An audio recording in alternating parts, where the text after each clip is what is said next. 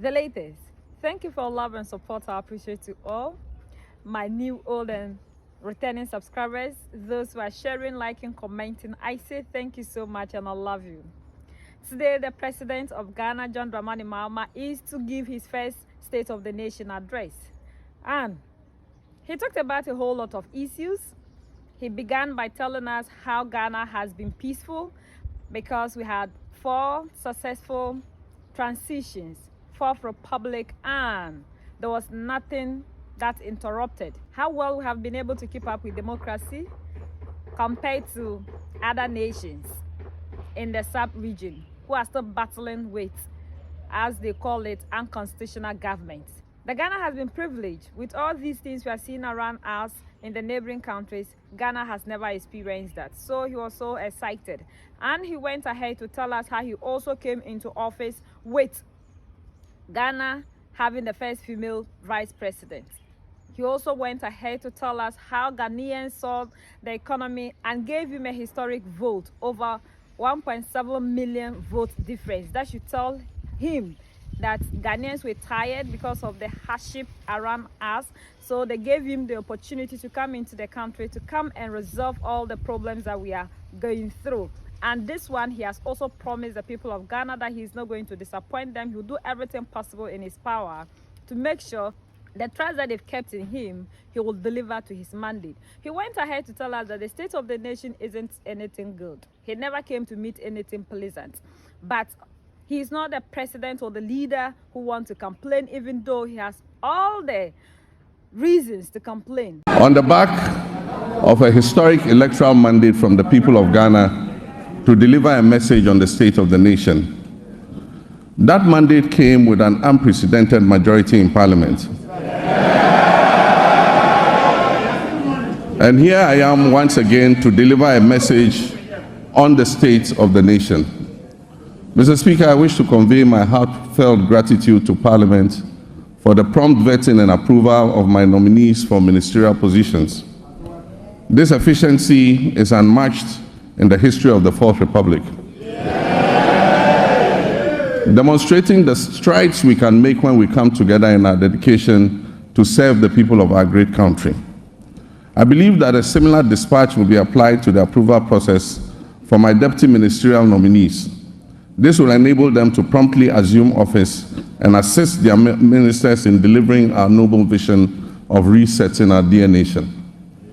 In making the nominations and considering the numbers involved, I considered the long expressed sentiment of the Ghanaian people about the sheer size of previous administrations and their associated cost implications. I trust that this significant reduction to 60 ministers and deputy ministers, including regional ministers, will set the stage for further reductions in the size of future governments. With the inauguration of the Council of State, we can begin appointing the staff of the presidency. I intend to significantly reduce the number of staff compared to what existed under previous administrations. All this is aimed at leading by example in cutting down government expenditure and reducing the budget deficit. Let me begin, Mr. Speaker, by invoking the timeless words of the hymnist John Oatman Jr., who encourages us to count our blessings and name them one by one.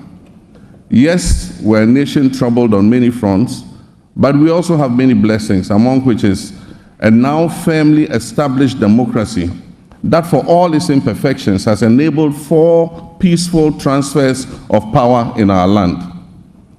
Nestled in a sub-region that is often plagued by strife and political instability, there's a good reason to take sober satisfaction that these successful, peaceful power transfers have become routine. Mr. Speaker, 50 days ago, I took the solemn oath to assume leadership of this country and serve with truth and humility. This was preceded a month earlier by a watershed election that promised to revive our nation's fortunes and give us a new lease of life. The election result gave us an important opportunity to change course and move off the slippery slopes our country had been descending that had caused so much economic pain, suffering, and grief to our people. In their collective wisdom and with resounding clarity, the Ghanaian people chose to chart a new path to reset the country's economy. And through their votes, they made it clear that they will henceforth demand the highest standards of governance from those they put in positions of leadership. The good people of Ghana elected me to office with a historic electoral margin of nearly 1.7 million votes.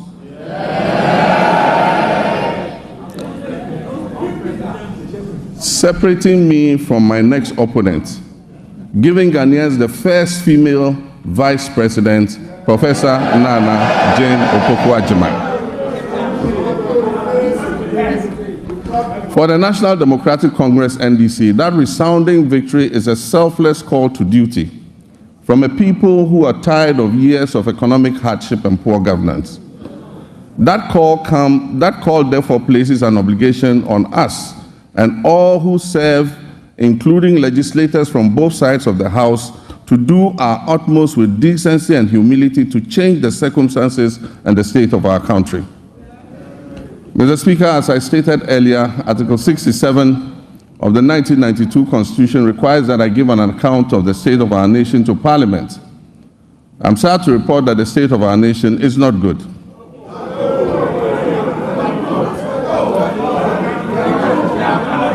Our economy is in crisis and our people are suffering unprecedented hardships. Mr. Speaker, we will host a national economic dialogue on March 3rd and 4th. On March 11th, the Minister of Finance, on my behalf, will present the budget estimates for the financial year 2025 to this August House. These two events will allow us to present the real state of Ghana's economic crisis to the people. Mr. Speaker, it is not my style to lament and shift blame when confronted with challenges.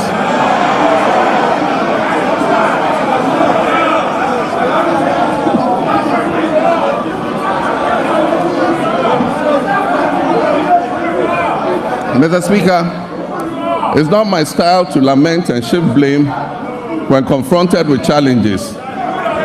My approach is to accept challenges and work hard to resolve them. Indeed, this is precisely what the people of Ghana elected me to do. I have therefore not come here to lament on the state of our country, though there's much to lament about. I understand why I was elected with such high voter confidence, and that is to solve Ghana's problems. With your permission, Mr. Speaker, and within the constraints of time, I'll take the liberty to elaborate on how we intend to address the numerous challenges facing us as a nation. Yesterday, February 26, 2025, marks exactly 10 years since I stood in this chamber, at this very spot, to declare my determination to fix Dumso, a legacy problem of power shortages. And Mr. Speaker, I fixed it. Yes, I promised to fix it, and I did. And I wish to place firmly on record that from January 2016 until I handed over the administration of this country on January 7, 2017, there was no power rationing or load management in Ghana. Mr. Speaker, today, inspired by the Almighty God and propelled by the massive mandate given to me by the good people of Ghana, I am moved to make a similar purposeful and bold declaration that I, John Dramani Mahama, I will fix the economic crisis confronting our country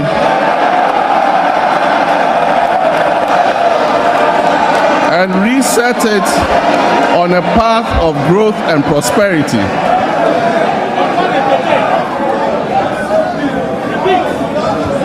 That I will fix the economic crisis confronting our country and reset it on a path of growth and prosperity. My government, working with you and every Ghanaian, will solve the challenges because we have developed the plan with our people's support.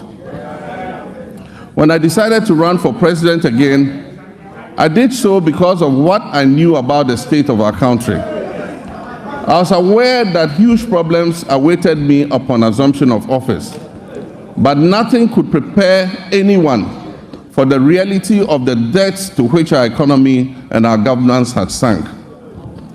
Our elders say that a frog's true length can be ascertained only after it has died. Apotrowa ni ehun netintin. And how right they were. It is common knowledge that our economy is in dire straits, which is putting it mildly, because an initial assessment of the books we have discovered, after initial assessment of the books, we have discovered that our economic problems are much deeper than was previously known.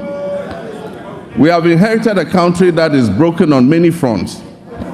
The profundities of the challenges confronting us are staggering. We are saddled with staggering debts and glaring signs of almost deliberate and, in some cases, reckless mismanagement of our resources.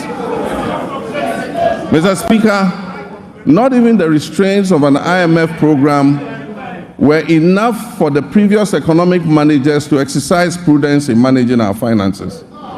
After setting an inflation target of 18% by the end of 2024, the actual outturn was 23.8%, significantly higher than the threshold agreed with the IMF. The Ghana cedi continued its downward slide, losing 19% of its value against the dollar in 2024. It had already in the previous year lost 27.8% of its value.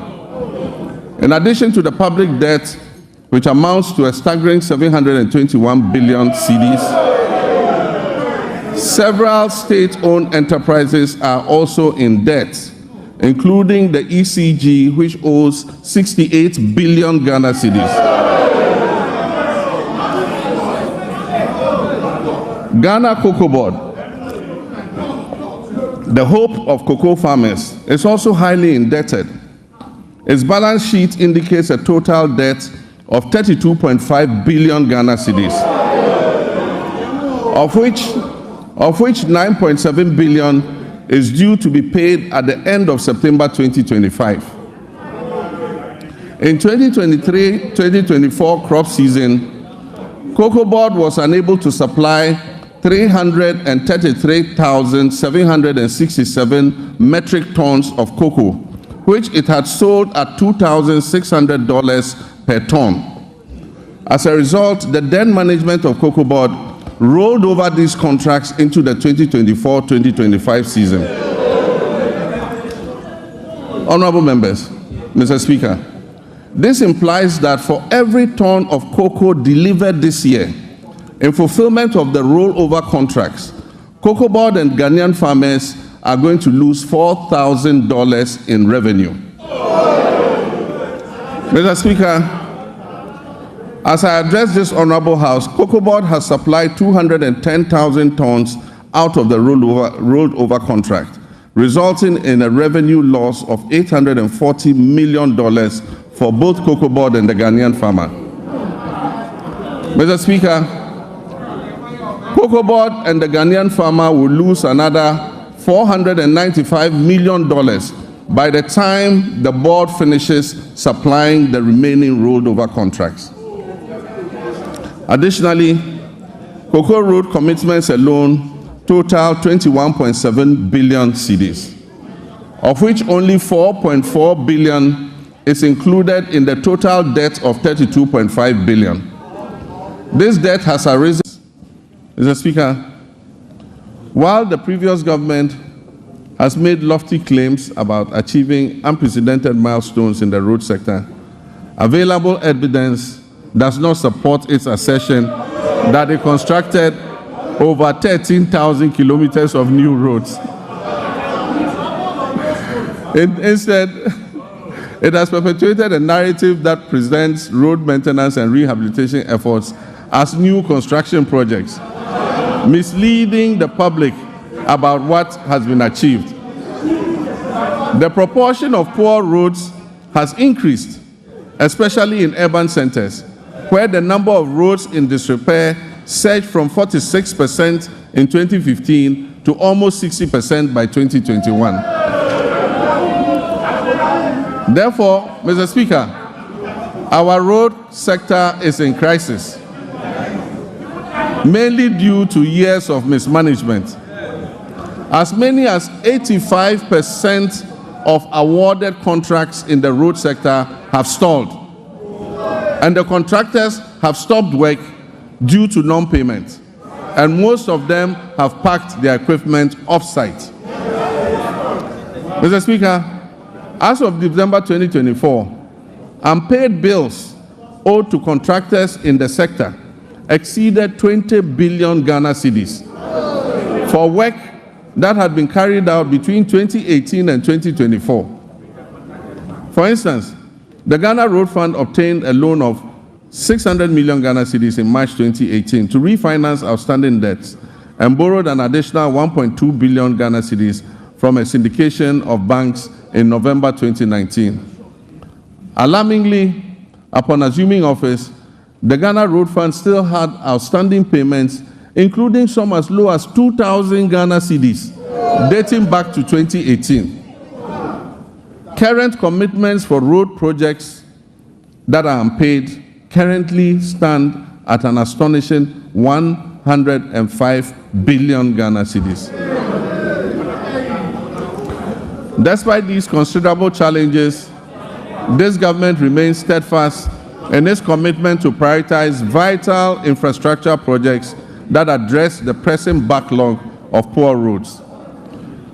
Our strategy will be anchored in executing our flagship initiative under the Big Push program. The Big Push will see major rehabilitation of many key roads in the feeder roads, urban roads, and highway sectors. We'll also undertake the following key initiatives to revitalize the road sector. We'll reintroduce tolls, road tolls, using modern technology. We'll rationalize the road sector portfolio to focus on high-impact initiatives. Mr. Speaker, we will uncap the road fund in order that it can accumulate more money to pay for road maintenance.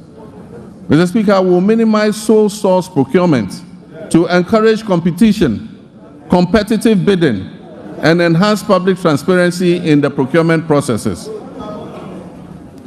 Mr. Speaker, the drip equipment, which was acquired at the last moment as a knee-jerk reaction for electioneering purposes,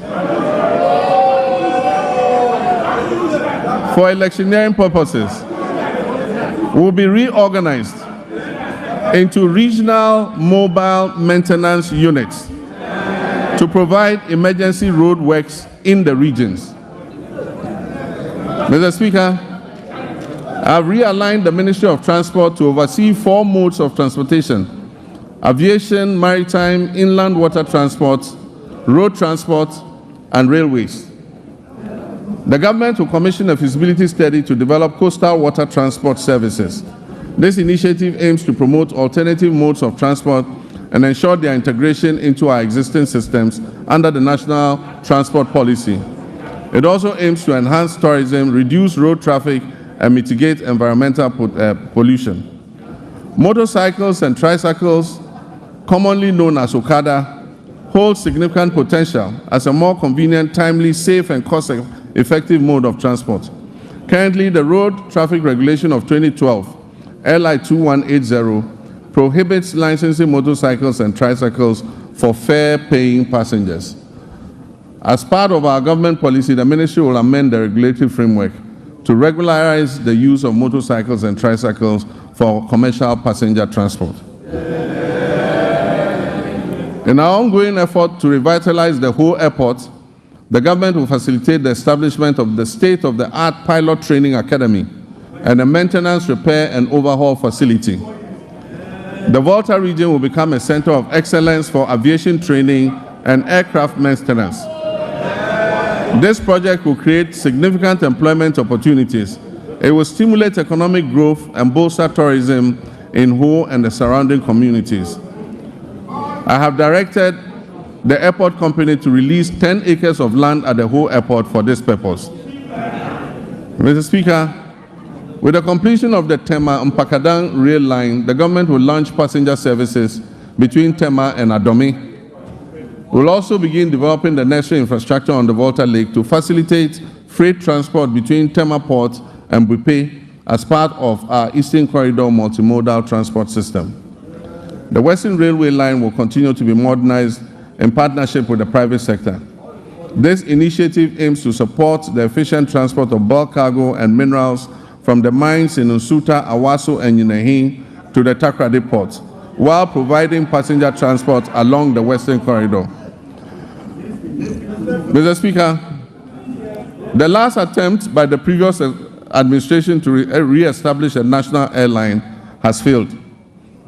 We will reopen a transparent process that will receive expressions of interest to invite competent established partners to work with us to establish a national airline.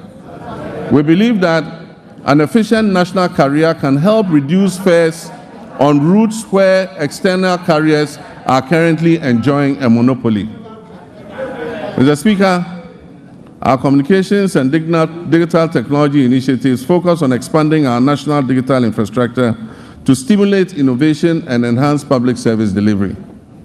We're also dedicated to improving access to information and communication technology, promoting the digital economy, ensuring inclusive and equitable growth across all sectors. We hope that everything that the president is saying, he'll put them to work, because we want to see a better Ghana, and that was why we gave him the mandate. And the people trust him that he will be able to do it. That was why they gave him the mandate. So there's no need for us to come and be shifting blames, even though we know that we have to sometimes refer to where the problem is coming from, but we have to all do our best to move the nation ahead.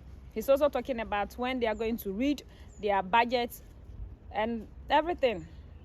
We have to come together as a people collectively and work for a better Ghana, as they are always talking about the democratic elected. You know, these people can never do without demo, and we know that democracy has become a tool that the West is using to keep suppressing Africa. So we can also have our own form of systems of governance and everything of our outside of what Yellow Popo has given to us. This way, we are also proving to them that we are people. We don't have to always stick to the systems that these people have created for us for decades, and we are still following without seeing any improvement. If truly Africa we want to develop and want to see a better Africa, we have to also develop our systems of governance. Anything that we think that is best for us to use to also help us move ahead, we can do it without depending solely on the things that the Yellow Popo has given to us. So we are waiting to see. Time will tell what the President John Dramani Mahama have to offer to the people of Ghana. United we stand, divided we fall, and united we keep standing forever and ever. The greatest enemy of the African is mental slavery. So let's decolonize ourselves from mental slavery. So let's keep sharing and educating our brothers and sisters. Together we make Africa great for ourselves and the next generations that are going to come. So that's the latest around the world, in Africa, West Africa, and in Ghana.